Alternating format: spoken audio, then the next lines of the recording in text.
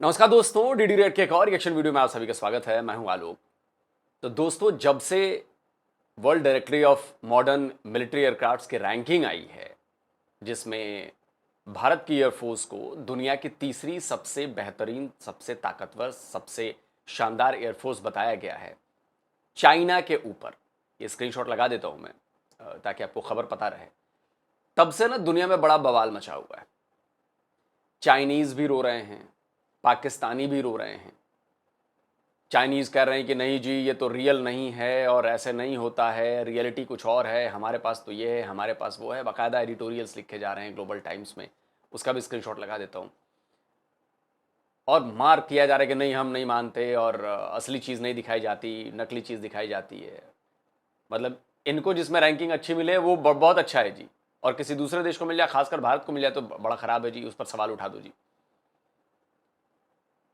पाकिस्तानियों का अलग रोना धोना मचा हुआ है। मैंने आपको वो दिखाया ही, कमर चीमा जी अलग इस पे गा रहे हैं कि ऐसा कैसे हो सकता है। हालांकि अपनी ही बातों में वो फंस रहे हैं वहाँ पे कि सेम चीज़ उठा के अगर सेम लेंस से अगर पाकिस्तान और भारत को देखा जाए तो वो कहते हैं कि नहीं जी, पाकिस्तान की एयरफोर्स तो बड़ी तगड़ी है। नंबर की बात करते हैं। खैर, लेकिन अब पाकिस्तानी पब्लिक का रिएक्शन क्या है इस पर। पाकिस्तानी पब्लिक को जब ये बताया गया कि भाई भारत की जो एयरफोर्स है, जिसने अभी 10 मई को, या जो भी 4 दिन कॉन्फ्लिक्ट चला ऑपरेशन सिंदूर में, उसने एयरफोर्स ने दिखाया कि दमखम क्या है, वो चाइना की एयरफोर्स से भी आगे पहुंच गई है। अमेरिका रशिया के बाद तीसरी सबसे ताकतवर एयरफोर्स बन गई है रैंकिंग में। तो पाकिस्तान की पब्लिक क्या कहती है, चलिए देखते हैं। रियल टीवी का वीडियो है, लेट्स सी। ने सुन ली हैं दो तीन। सबसे पहले तो ये बताएं, इंडियन एयरफोर्स की रैंकिंग के हवाले से जो रिपोर्ट आई है, क्या कहेंगे? पहली बात तो ये है, तो मुख्तसर बात तो कर नहीं पाएंगे इसमें हम, क्योंकि बहुत से मामला ऐसे हैं जिसमें हमें ना डीपली सोचना चाहिए। ठीक है। पहली बात है, जो आप रिपोर्ट की बात कर रहे हो ना, तो मैं ना थोड़ा सा खुद शौक है, पहले मैंने सुना आपकी बात को, फोकस किया कि आप क्या कह रहे हो। ठीक है। कि आप कह रहे हो रैंकिंग में जो है वो आगे चली गई है, उसने ठीक है, चाइना चाइना को को भी पीछे क्रॉस छोड़ कर दी। गई है। हाँ। वो ये आगे मैं चले नहीं गए कह हैं। रहा, रिपोर्ट कह रही है। मैंने तो आपसे भी सुना रिपोर्ट, अगर आप कह रहे हो, आप उसको, अगर आप कहते हो कि वैलिड बात है, हाँ। आप जाहिर सी बात है अपनी वीडियो में उसको अटैच करोगे। बिल्कुल ऐसे अगर ही। वो ऐसी बात है तो मैं फिर भी यकीन नहीं कर पाऊंगा। क्यों? ठीक है। क्योंकि जो चाइना है ना, वो टेक्नोलॉजी टेक्नोलॉजी में बहुत आगे है, नो ठीक है। डाउट। इवन अगर आप इंडिया इंडिया जो सी है हाँ। वर्किंग कर रही है, नो डाउट, उसमें भी काम कर रही है। बहुत ऐसे मामला थे जहाँ पे इंडिया जो सी है अपनी टेक्नोलॉजी को बहुत हाई ले चुकी हुई है। ठीक है। लेकिन अगर आप अटैचमेंट की बात करेंगे, जो एक कॉन्सेप्ट बनाया गया इंटरनेशनली, मैं उस बात में नहीं, मैं तो समझ रहा हूँ शायद किसी ने मजाक की है, या ठीक को है। कहते हैं ना, इख्तलाफात में कोई ऐसे बना के ना किसी ने ठीक। चढ़ा दी है, ठीक तो है। सब लोग उस पर यकीन करने भी लग गए हैं। हाँ। क्योंकि जब सिग्नेचर्स, एक स्टैंप लगी होती है, एक इंटरनेशनली नहीं, ये जो अदारा है जिसके बारे में बताया जा वो रहा है, ये 100 से ज्यादा कंट्रीज की जो मिलिट्री है, अदारे हैं, आर्मी है, उन्हें चेक करता है, उनके मतलब उनके मुताबिक वो रिपोर्ट्स बनाता है। नो डाउटली अगर उसने किया भी है, पता नहीं किस कोई वे, ना कोई तो हाँ। अब उसका वे क्या है, आई डोंट नो। ठीक है। अगर उसने अपने मामला को उसके साथ डिस्टर्ब नहीं करनी ठीक है। है। लास्ट जो देखे ना, ट्रेडिंग भी चल रही काफी, इंडिया और पाकिस्तान के साथ भी, इंडिया चाइना के साथ भी, यूके चाइना के साथ भी, सबके साथ चल रही है। शायद उसको हमवार करने के लिए भी उन्होंने कहा हो कि चाइना से आगे निकल चुका हुआ है। ठीक है। सो दैट्स द रीजन हो सकता है। नहीं, लेकिन मैं वैसे भी उनके एयरक्राफ्ट की बात करें, उन्होंने भी मिसाइल की रेंज भी बढ़ा दी है। अगर वो रेंज की बात करें ना, कि हमने बरमूसा फेंकना है 1-1 इंच को, पाकिस्तान को हमने बताना है कि इस बार हम निशाना बनाना है। बताएंगे कि हमने जंग किया, तो कोई इसका मुंह तो जवाब दिया है, ठीक तो है। उसमें हम ये नहीं कह सकते कि पाकिस्तान का मुंह तो जवाब नहीं देगा, अच्छा। उससे अच्छा ही देगा। ठीक है। आपने इसको लास्ट जो हमारे जंग की सूरत हाल बनी है को, आप बिफोर 6 मंथ्स पहले, हाँ। उसमें आप देख सकते हो, या चाइना के तो आपको पता है एयरक्राफ्ट कितने हैं। हाँ। अगर वहां पे 1 लाख के करीब, अगर आप कहते हैं ना उनकी वो आर्मी है, जो एयरक्राफ्ट जो फजाइया को काउंट करती है, तो उनकी 3 लाख 4 लाख के पास है। एक नंबर काउंट कर रहा हूँ, यानी अगर उससे इंडिया के मल्टीप्लाई पास 1 लाख के करीब या 1.25 लाख के करीब लेकिन एयरफोर्स के जवान हाँ है, जी, तो उनके पास तकरीबन 3 लाख एयरफोर्स के एक जवान नंबर एक काउंट किया, मल्टीप्लाई बाय 3 कर लो उसको। ठीक है। अगर आप कहते हैं ना उनके रफली है का आइडिया, मैं नहीं कहता कि, एयरक्राफ्ट उनके क्योंकि हम ना वीडियोस देखते हैं सोशल मीडिया पे आते हैं, जब उनकी एक परेड होती है, उनकी एक तरतीब है, उनकी एक मैनेजमेंट है, उनका एक काम करने का तरीका कार है। ठीक है। तो उनके अब अगर आप कहो ना कि उनके पास 1,000 है, उनके पास 2,000, ना मल्टीप्लाई बाय 3, ठीक है। 1,000 को 30,000 पे काउंट नहीं, करो। वैसे आप इंडिया टेक्नोलॉजी पे वर्क कर रहा है, वर्क कर रहे हैं, नो डाउट, ईमानदारी से, ये नहीं कि हम पाकिस्तानी हैं। वर्क कर रहा है। बहुत सी चीजें हैं, जैसे अब एक छोटी सी स्लाइड है। अब इन जाहिल पाकिस्तानियों को कौन समझाए कि थोड़ा पढ़ लिख कर आते हैं, हवा हवाई बातें नहीं करते हैं भाई साहब, हवा हवाई बातें नहीं करते हैं।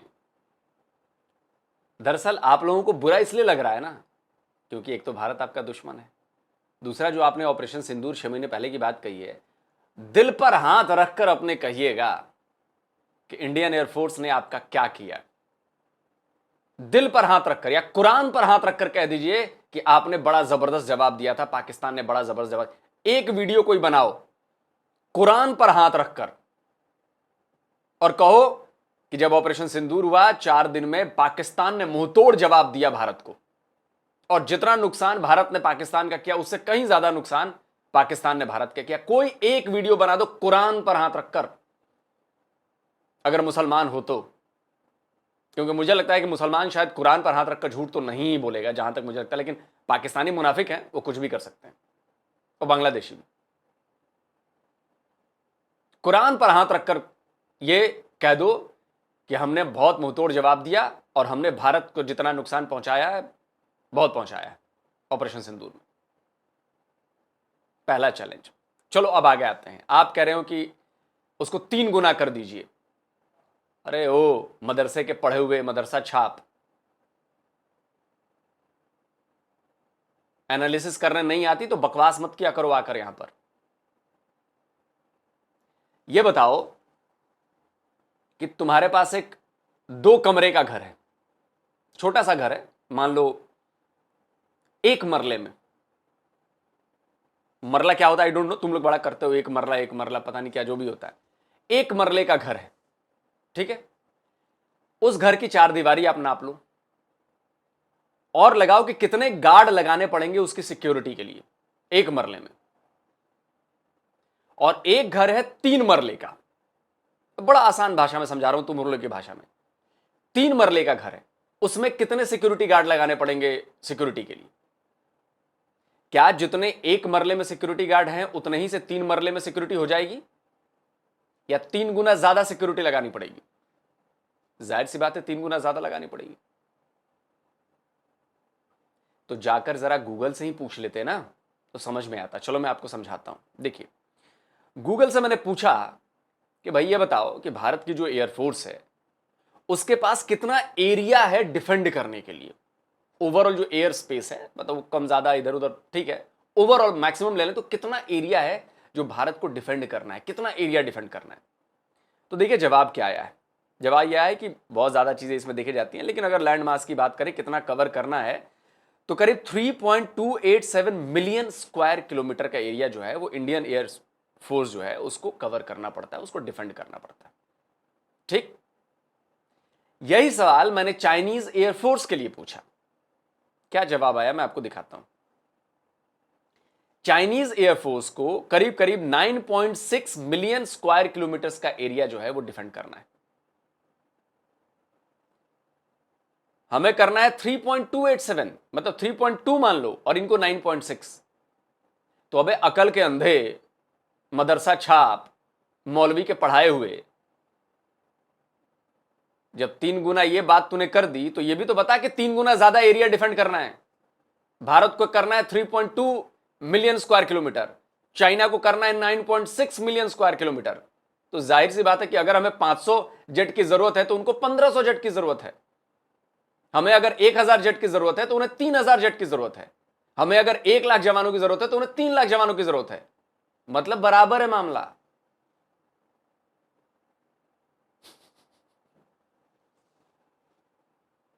लेकिन पढ़ोगे तो नहीं तुम लोग, मदरसे में ये ज्ञान तो नहीं मिलेगा ना। इसलिए दुनिया तुम पर हंसती है, हम तुम पर हंसते हैं।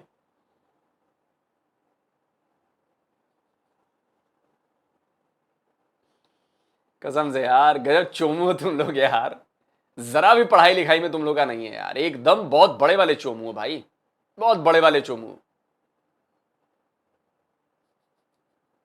चलो आगे देखते हैं।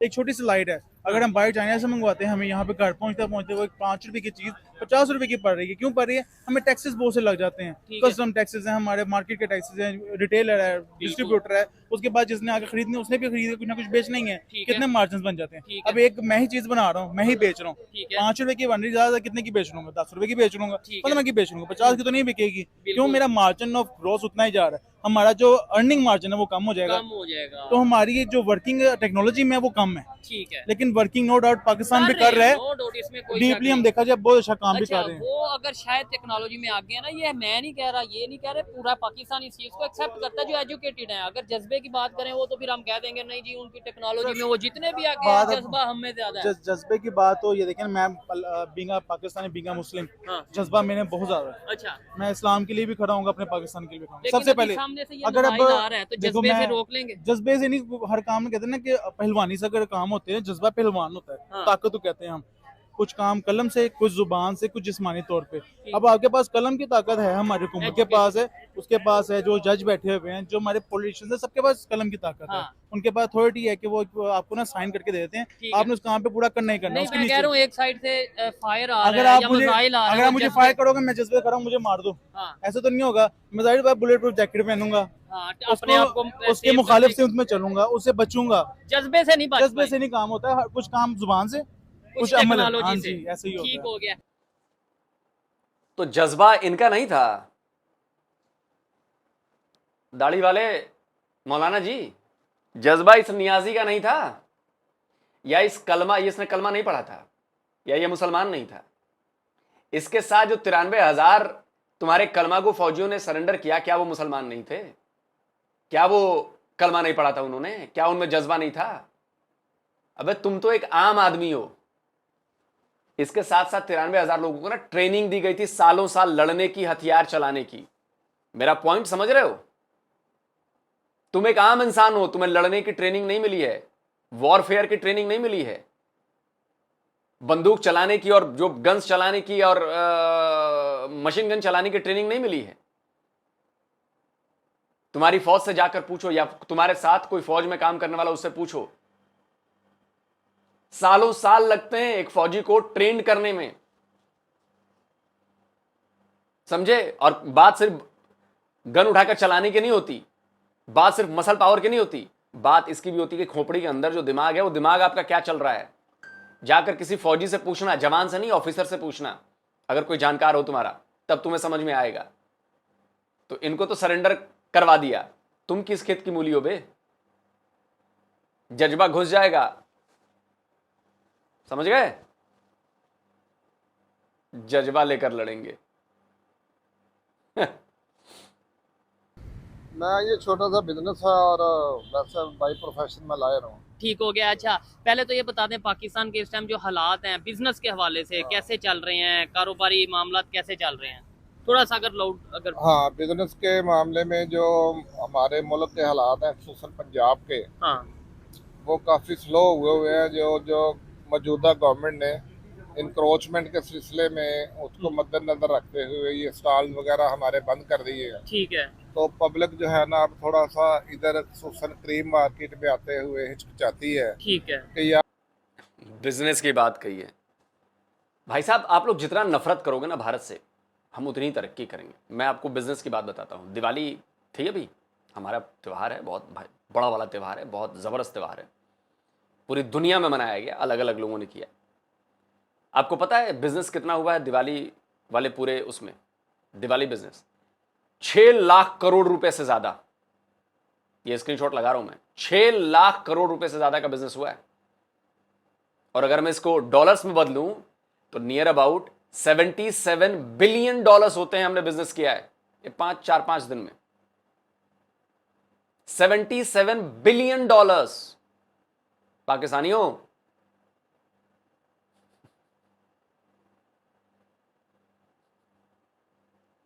और तुम 1-1 बिलियन डॉलर के लिए आईएमएफ के आगे और वर्ल्ड बैंक के आगे ना नाक रगड़ रहे हो। 1-1 बिलियन के लिए हमने 5 दिन में 77 बिलियन डॉलर्स का बिजनेस कर लिया। 6 लाख करोड़ रुपए पाकिस्तानी रुपए में कन्वर्ट करोगे तो 3 से गुना कर दो इसको, 18 लाख करोड़ रुपए हो जाते हैं। 18 लाख करोड़ तुम लोग गिन भी ना पाओगे, छोड़ो खैर।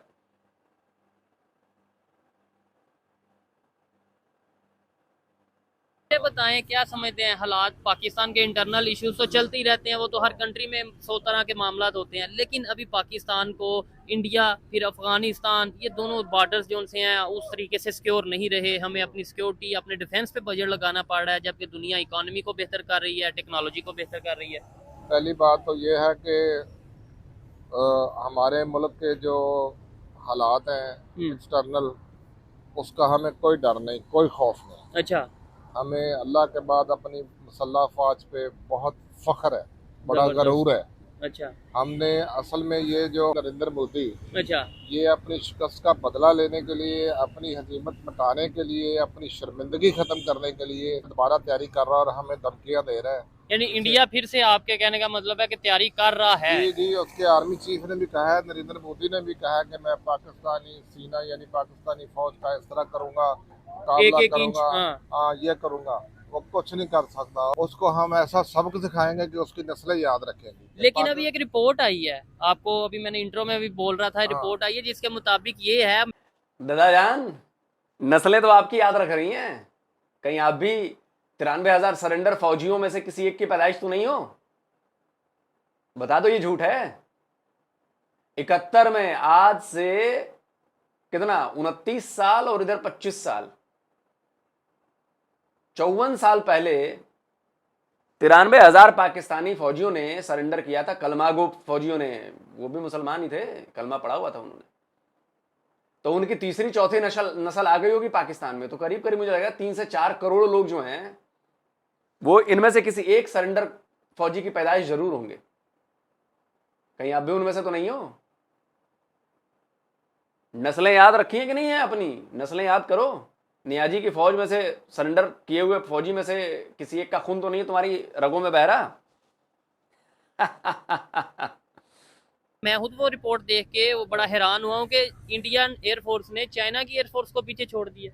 गलत बात। अच्छा। हाँ, पाकिस्तान के पास जो टेक्नोलॉजी है अल्हम्दुलिल्लाह वो दुनिया में किसी के पास नहीं है। आज तक अमेरिका जैसे मुल्क ने कभी भी पाकिस्तान को इतनी इंपॉर्टेंस नहीं दी। अच्छा, नो डाउट, इसमें कोई शक नहीं। आप देखेंगे 47 से लेके अब तक ये पहला हमारा आर्मी चीफ है। दुनिया इसके बेशक बेखिलाफ हो, पीटीआई वाले खिलाफ हो या कोई भी हो, वो तो उनके अपने ये एक रिकॉर्ड है क्या कि किसी अमेरिकन प्रेसिडेंट ने पाकिस्तान के किसी आर्मी चीफ को रेड कारपेट इस्तेमाल किया हो और उसको बुलाया हो। और सिर्फ 3 बंदे व्हाइट हाउस में मौजूद थे जब जनरल आसम नीर की मुलाकात हुई है डोनाल्ड ट्रंप से। ठीक है। तो आज तक पाकिस्तान के बारे में कभी ऐसे अल्फाज अमेरिका ने नहीं कहे। वो कहता मुझे छोड़ो यार, अब बहुत हो गया, अब नहीं सुन सकता। अबे नामाकूल इंसान, बुजुर्ग हो, दिमाग लगाकर सोचो। ये अच्छी बात नहीं है कि पाकिस्तान का आर्मी चीफ डोनाल्ड ट्रंप के साथ बैठा हुआ है। ये अच्छी बात नहीं है। लेकिन तुम्हें अकल होगी तब तो, या तो तुम इस सरेंडर कॉम की पैदाइश हो, नहीं तो तुम कजन मैरिज की पैदाइश हो, या फिर छोड़ो अब। कभी सोचो। बातें मेरी बुरी लग रही होंगी आपको, बुरी लगनी चाहिए, तभी आप सोच पाएंगे शायद। वरना बाकी तो आपके जैसे चंडू पंडू आते रहते हैं। 93,000 भी आए थे, बड़ी बड़ी बातें करते थे, क्या हुआ? पैंटें उतारी हैं हमने उनकी, पैंटें। बाकी अफगानिस्तान वालों ने भी पैंटें उतारी हैं आपकी। मजा आ रहा है ना? कितनी झूठी शेखी बघारते हो यार तुम लोग। यार सच्चाई को स्वीकार करो, तब तुम्हारी कंट्री आगे बढ़ेगी, वरना घर तुम्हें तो जा ही रही। बाकी रही रैंकिंग की बात, तो भाड़ में जाए रैंकिंग यार। मैं भी कहता हूं भाड़ में जाए रैंकिंग। हम तो ग्राउंड पर देखेंगे कि क्या हुआ है। ग्राउंड पर दिखता है कि 93,000 का सरेंडर हमने कराया। ग्राउंड पर दिखता है कि आपके 11 एयर बेसिस को ठोका हमने। ग्राउंड पर दिखता है कि आपके मारी गई एक भी मिसाइल हमारे यहां टारगेट पर हिट नहीं हुई। ग्राउंड पर दिखता है कि आपने सैकड़ों की संख्या में ड्रोन भेजे, सारे ड्रोन हमने मार गिराए। और ग्राउंड पर यह दिखता है कि जब आपके पाकिस्तानी एयरफोर्स का रिटायर्ड लोग कहते हैं कि ब्रह्मोस ने क्या किया, जब आपके पाकिस्तानी पीएम का स्पेशल असिस्टेंट कहता है कि ब्रह्मोस ने हमें कितने सेकंड का टाइम दिया था, जरा सुनिए। मेरी कुछ लोगों से बात भी हुई। उस बेस के ऊपर 4 surface to surface BrahMos missile आए, सरफेस टू सरफेस या एयर टू सरफेस ये मुझे नहीं पता। तो पायलट्स जो हैं वो पहले दौड़े कि वो अपने जहाजों को सिक्योर करें। अच्छा। और जैसे ही पहला आया वो जूम करके ऊपर से दूसरा आया, फिर तीसरा आया, फिर चौथा आया, जो कि अनफॉर्चुनेटली बुलारी में डायरेक्टली आके एक हैंगर पे लगा जहां पे कि हमारा एवैक्स खड़ा था, जो डैमेज हुआ, जहां पे शहादतें भी हुई। देखिए, जब इंडिया ने वो नाम क्या था उनके मिसाइल का, हरमूस मिसाइल, जब उन्होंने वो फायर किया और जो आके यहाँ पे नूर खान एयर बेस के ऊपर आगे लगा, तो पाकिस्तान की क़यादत के पास सिर्फ 30 या 45 सेकंड थे। ये यानी एक्नॉलेज या इसको एनालाइज करने में कि ये जो हरमूस मिसाइल आ रहा है इसके साथ कोई यानी जो है वो एटमी मवाद तो नहीं है, और उन 30 सेकंड में ये फ़ैसला करना कि नहीं है और ये फ़ैसला करना कि है, ये आप देख लेंगे ये कितना जो है वो ख़तरनाक बात थी। अब इसके बाद भी आप लोग ये कहें कि जी हमने ये कर दिया, हमने वो कर दिया, तो फिर इसका कोई जवाब ही नहीं है। मैंने ये नीली टी शर्ट पहन रखी है, आप कहें कि मैं मानता ही नहीं हूं कि ये नीली टी शर्ट है, मेरे पास कोई जवाब नहीं है। मैं आपको हर लॉजिक दे दूंगा, साइंस समझा दूंगा, एवरीथिंग। जब आपने मानना ही नहीं है फिर कोई आर्गुमेंट रह ही नहीं जाता।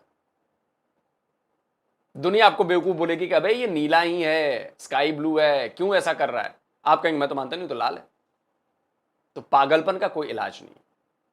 दोस्तों, पाकिस्तानी पब्लिक का ये रिएक्शन आपको कैसा लगा जरा बताइए, और काउंटर कैसा लगा, फैक्ट्स कैसे लगे, कमेंट करके जरूर बताइए। जल्दी मिलता हूं एक और नए वीडियो के साथ। नमस्कार, जय हिंद। तो अगर आप चाहते हैं मुझसे बात करना, मुझसे कोई सवाल पूछना, तो फैन कॉल पर आप मुझसे कनेक्ट हो सकते हैं। फैन कॉल में ये सुविधा है कि आप अपने हिसाब से वहां पर जाकर टाइम स्लॉट बुक कर सकते हैं कि आपको फलाने दिन मुझसे बात करनी है, फलाने टाइम पे मुझसे बात करनी है। लेकिन ये भी बता दूं कि ये पेड सर्विस है,